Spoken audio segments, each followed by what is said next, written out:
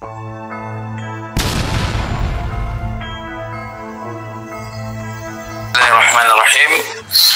Assalamualaikum warahmatullahi wabarakatuh. Waalaikumsalam. Alhamdulillah wassalatu wassalamu ala Rasulillah sayyidina wa maulana Muhammad ibn Abdullah sallallahu alaihi wasallam wa ala alihi wa sahbihi ajma'in, amma ba'du. Kepada hadirin sekalian, netizen dimanapun antum berada, penikmat media sosial ya, dari Sabang sampai Merauke, dari apa tuh, Minahasa apa ya, dari itulah pokoknya seluruh Indonesia. Salam perjuangan, salam perdamaian, salam untuk selalu berjuang menegakkan kebenaran, pantang mundur walaupun selangkah, jangan ada kekhawatiran ya dalam apapun keadaan. Inna awliya Allahi la khawfun alaihim wa la hum yahzanun. Allah berfirman di dalam Al-Quran, la talbisul haqq bil batil wa taqtumul haqqa wa antum ta'lamun. Nah, saudaraku sekalian dimanapun antum berada, dari tadi kan ada pertanyaan kronologi terkait yang di peristiwa di Jember. Pertama kita harus tahu bahwa sebelum datang ke Jember ya, sejarahnya itu kita kumpul bersama dalam kesepakatan musyawarah, kesepakatan bersama, komitmen bersama untuk memperjuangkan ya persoalan nasab palsu Ba'alawi ini ya, melalui kajian-kajian ilmiah ya, dengan gaya saya ya. Jadi sebelumnya saya dengan gaya yang lain di dalam bergabung dalam beberapa ormas ya, itu saya lihat tidak cocok gayanya gitu kan. Oke. Oleh sebab itu banyak teman-teman memberikan saran kepada saya untuk mendirikan ormas sendiri supaya bisa maju kan gitu. Nah, pada waktu kita rapat di satu tempat kemarin di pegunungan itu di Tawangmangu Karanganyar. Nah, di situ kita udah sepakat mendirikan satu organisasi ya yang namanya Gawantara.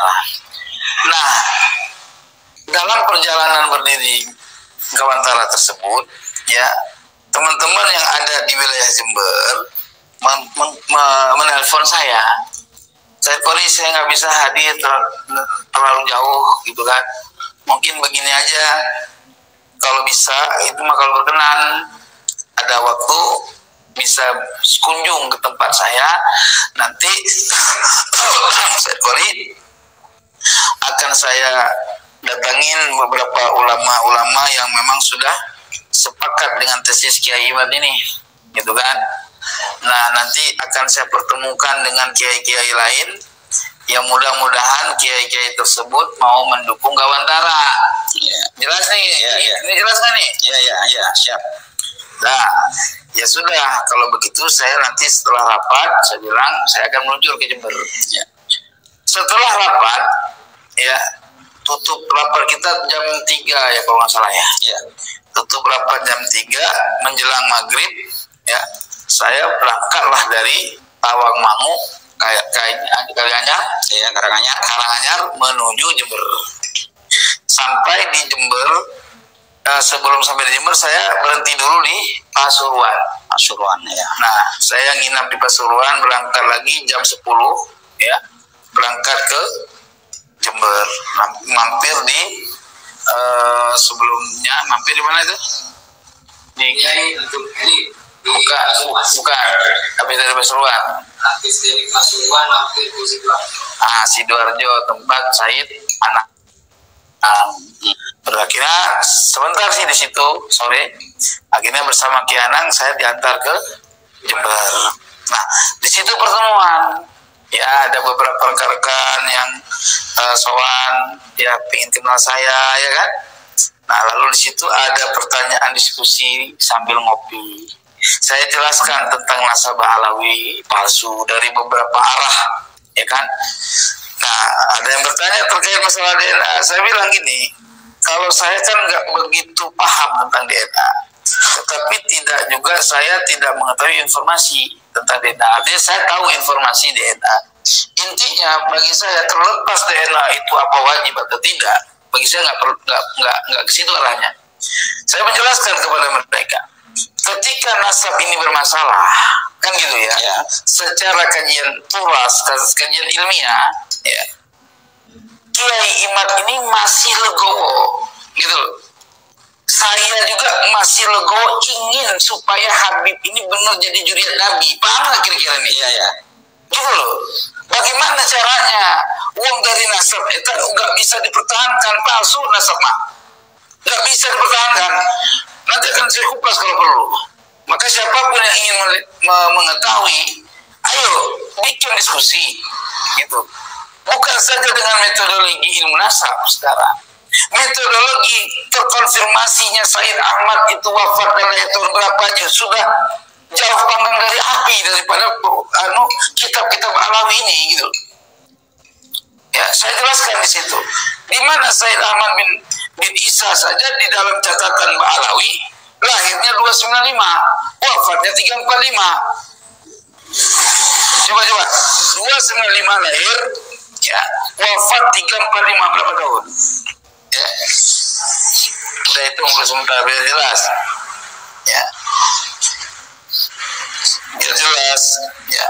Ini tunggu sebentar, 295 dikurang 345, umur 50 tahun berarti, ya kan?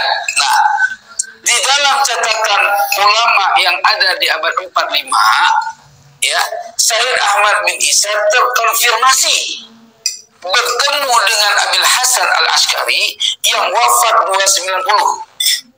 Jelas ya? Berapa? 290 wafat. Ya kan? Nah, terverifikasi bertemu dengan Said Ahmad bin Isa di Suriah. Jelas nggak?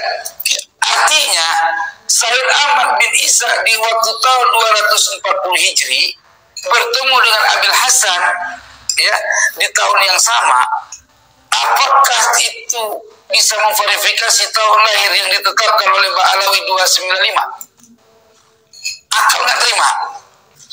Bagaimana orang bisa lahir 295 Hijri bisa bertemu dengan Abil Hasan yang lahir 290 Hijri? Gitu loh. Artinya data yang akurat, data yang lama, gitu loh. Yang lama terverifikasi, ya, bahwa Said Ahmad bin Isa bertemu dengan Abil Hasan Al-Askari sekitar abad tahun dapat terkonfirmasi, gitu loh. Dari sini aja sudah masalah. Belum lagi kita berbicara tentang anaknya Ahmad bin Isa, di mana yang terkonfirmasi dari zaman ke zaman, ya, tidak satupun menuliskan nama Ahmad bin Isa memiliki anak yang bernama Abdullah atau Ubaidillah, gitu. Terlepas ada pengakuan kitab sejarah beberapa kali ragukan apa segala macam, intinya dari semua kitab yang ada, walau yang menyebutkan satu ataupun dua, tidak sama sekali menyebutkan Ubaidillah sebagai anak Ahmad bin Isa. Narasi saya di situ. Setelah itu, setelah selesai, ya, salah seorang dari mereka minta saya untuk datang ke masjid yang ada di sekitar itu. Ya. Saya datang ke masjid itu tadi. Di situ saya mengulas kembali. Terkait ada yang nanya tentang saya berantem sama Bahar. Macam mana? Saya bilang, ya saya kan nggak ngerti. Ya, orang lantang ya saya lawan. Gitu. Ini nggak ada istilah lapor-lapor polisi. Tapi kenapa begitu saya mau melangkah, saya sudah ditahan polisi? Ya berarti ini bukan, jelas bukan nyari berantem ini, Pak. Ini adalah main film. Ini kan sedang saya cerita akar masalah dari dasar persoalan, ya, perjalanannya gitu loh. Ya, saya kalau ada orang bertanya selalu jawab dari akar asal masalah, gitu, ya, supaya detail, ya. Dan saya berbicara ini tidak ada dusta, ya, karena nggak hobi saya bohong-bohong, apalagi bicara yang hak, ya, gitu. Nah, setelah adanya ngobrol itu kan di live itu, ya, di masjid itu, Saya jelaskan dari mulai masalah yang dipertanyakan sampai masalah nasab sama dengan penjelasan sebelumnya. Lalu di situ ada informasi telepon bahwa ada seorang kiai ya yang mengenal saya. Beliau sangat ingin saya itu main ke rumah dia, ngineplah di rumah dia karena saya udah mengunjungi Jember.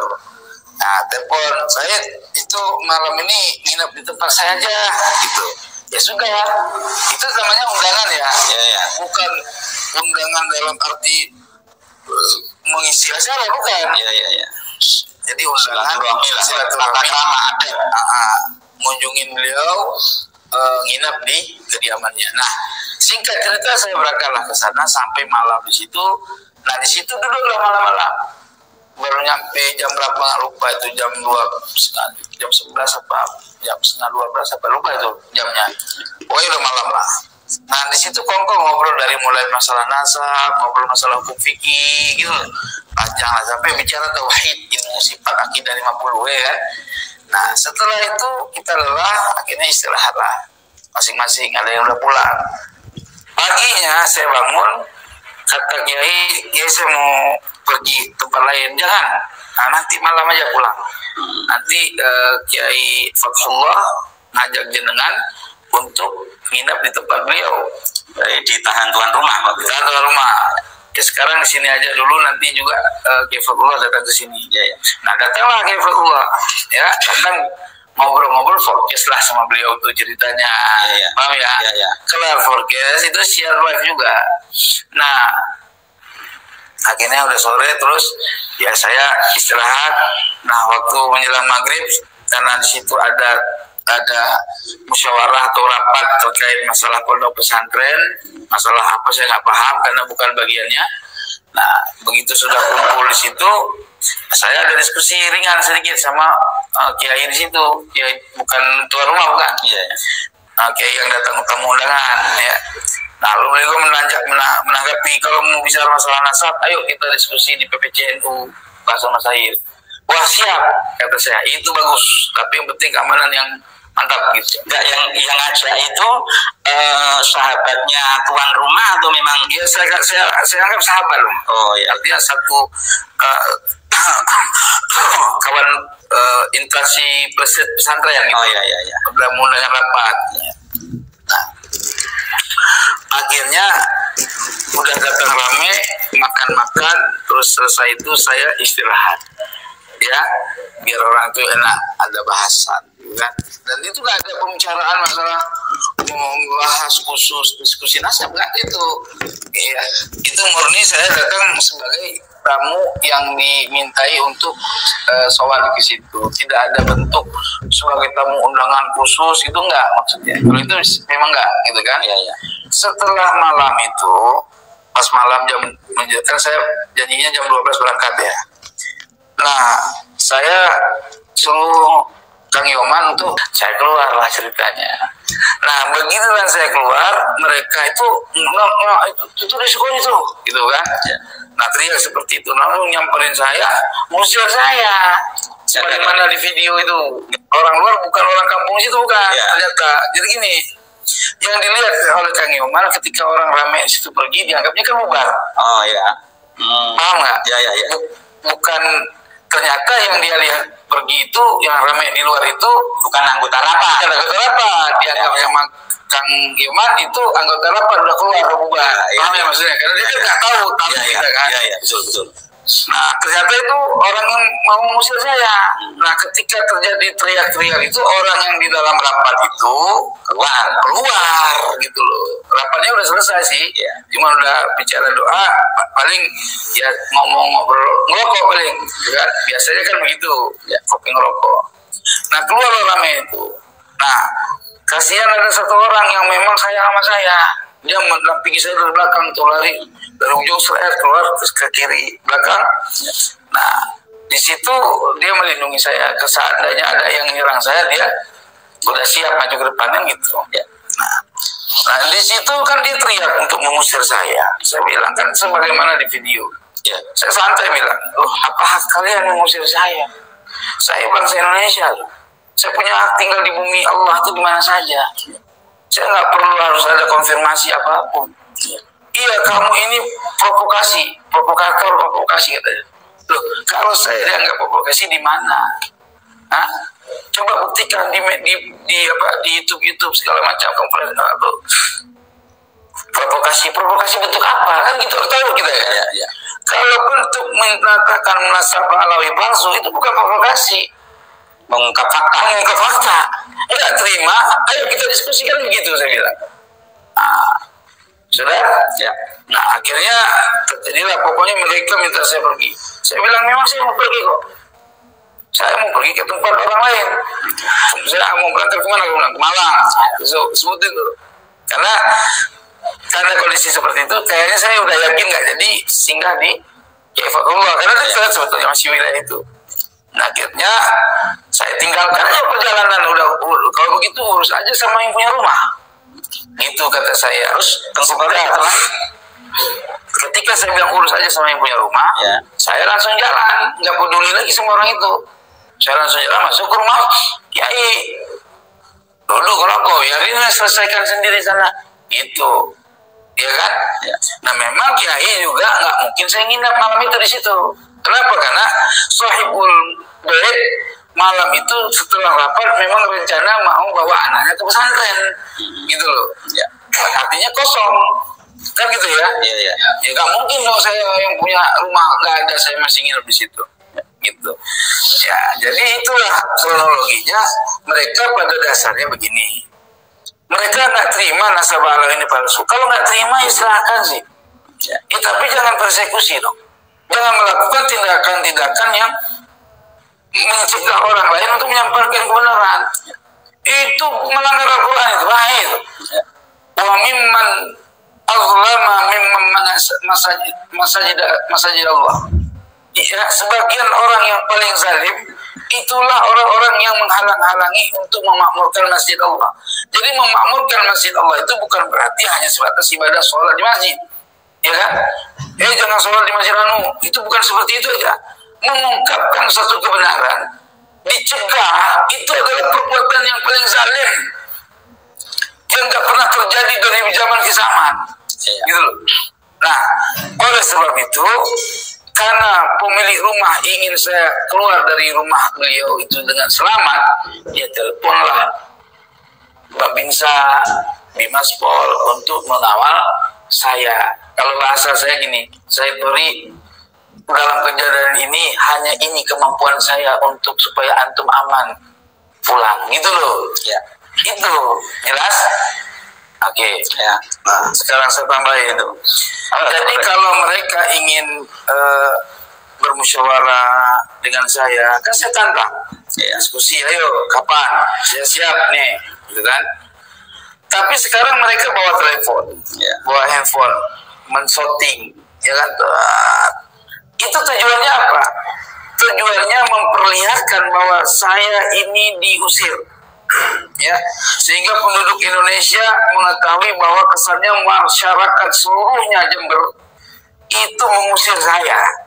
Nah, ini tujuannya framing. Framing itu adalah fitnah, perang narasi. Ya, artinya sesuatu yang tidak pada konsep kenyataannya.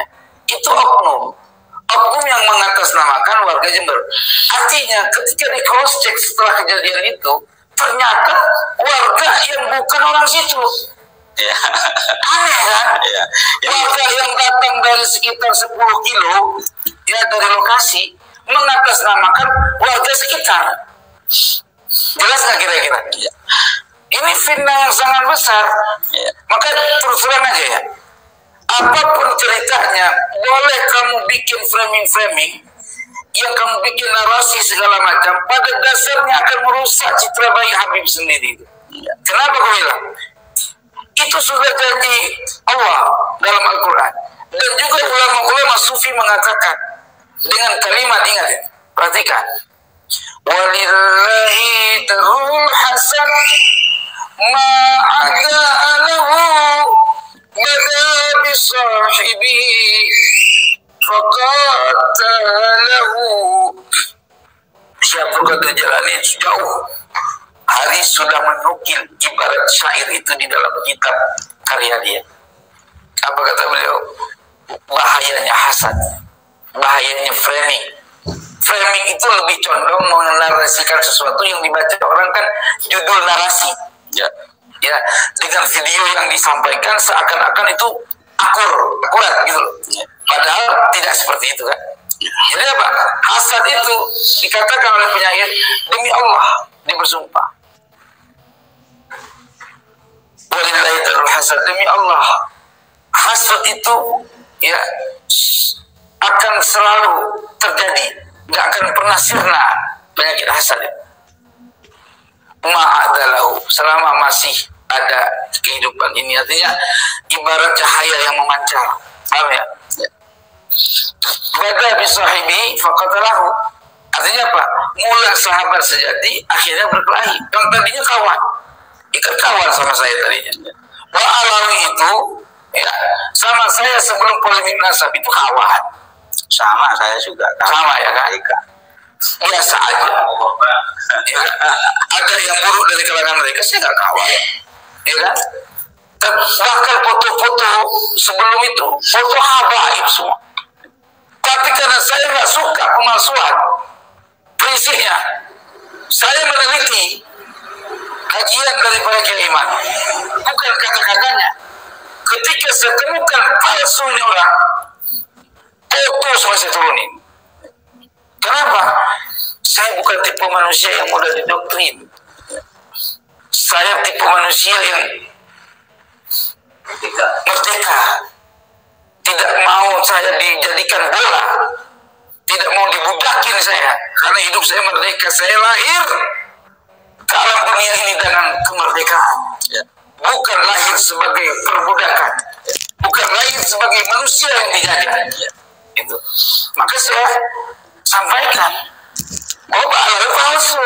Kenapa? Karena saya sudah temukan orang lain jangan sampai jadi budak. Saya sampaikan. Itu. Jelas nggak kira-kira? Ya. Setelah kejadian itu, berikut itu mutasilun. Itu kisah mutasil. Ya, kisah yang bersambung.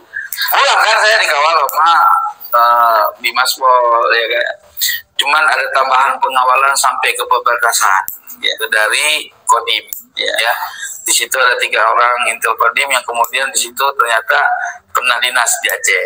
Jadi sebelum kan udah sampai di perbatasan kita kongkoan lah, karena ada orang yang pernah dinas di Aceh sama 15 tahun, jadi udah bisa bahasa Aceh. Jadi menyambung kenangan lah, gitu kan. Nah sampai selesai itu saya lanjutlah perjalanan menuju Sidoarjo. Sidoarjo ya? Ya, Sidoarjo. Sidoarjo. Nah, mampir di rumah Bapak Yoman ya, Gus Yoman. Mampirlah di situ. Artinya karena kita istirahat di situ pagi dan sampai malam. Ya malamnya kita berangkat ke Gus Taufik, ya badan pendiri kita juga. Ya kan artinya silaturahmi ini nggak ada urusan dengan apapun kan. Nah, saya berangkatlah ke Gus Taufik gitu. Nah setelah sampai di Gus Taufik, begitu keluar tol diteleponlah sama Abi Majalis. Lihat di mana posisi? Saya dengar udah masuk ke wilayah Jember. Gitu kan viral dulu. Nah, dia tahu. Berarti dia tanya kalau mampirlah ke STMJ saya. Apa tuh STMJ? Pokoknya susu, telur, STMJ, susu, telur, madu jahe. Nah, itulah ceritanya. Dia punya warung itu, ya kan? Nah, karena beliau sahabat ya, nawarin. Udah mampirlah, gitu kan? Mampir di toko STMJ. Karena beliau itu kiai, toko itu jadi tempat ngaji juga. Baca kitab. Keren ini. Ngaji apa tuh? Ketemuin. Nah, bahaslah itu tentang seputar masalah-masalah hukum pada bab ngaji di situ. Nah, sampai datanglah teman-teman yang lain pada melihat saya di video, di foto itu, antusias tuh teman-teman. Pada datang yang LBM Basul Masail NU, ya kan? Saya datang ramai, ada sekitar berapa orang ya, 10 orang lah kurang lebih.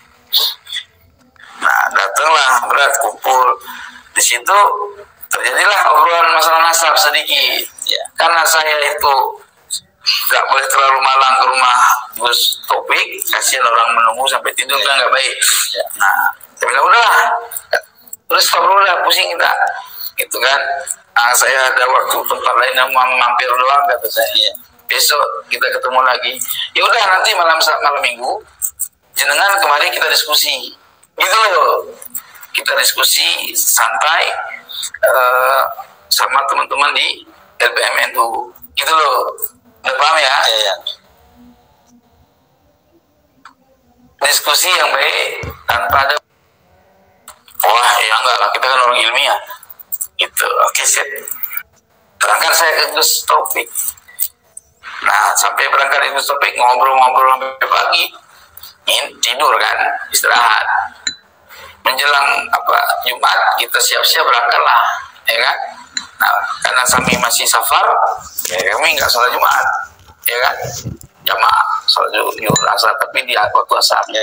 Nah, setelah itu saya niat saya mau ke Gus Rijal. Ya.